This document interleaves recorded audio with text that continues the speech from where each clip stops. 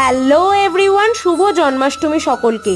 আজকে সকাল সকাল বাবুকে দুধ জল দিয়ে স্নান করিয়ে দিয়ে ওর সকালের যে ড্রেসটা কিনেছিলাম সেইটা পরিয়ে ওকে সুন্দর করে রেডি করিয়ে সকালের ব্রেকফাস্টে খেতে দিয়ে দিলাম।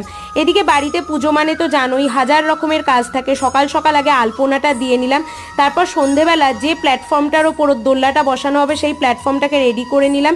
এদিকে দোল্লাটাও ফুল দিয়ে সাজিয়ে নিয়ে রেডি করে দিলাম। এদিকে দেখো একটা গোমাতা কিনেছিলাম ছোট্ট আমার বাবুর জন্য, সেটাও বসিয়ে দিলাম। বিকাল হতেই বাবুকে ড্রেস চেঞ্জ করিয়ে ভালো ড্রেসটা পরিয়ে দিলাম, আর তার সেটেরই যে পাগড়িটা ছিল সেটাও পরিয়ে দিলাম। সন্ধেবেলা সমস্ত কিছু পুজোর সরঞ্জাম রেডি করে নিলাম।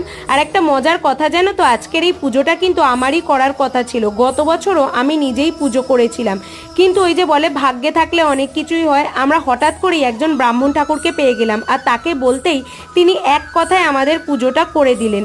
আর এভাবেই আজকের দিনটা শেষ করলাম। বাই।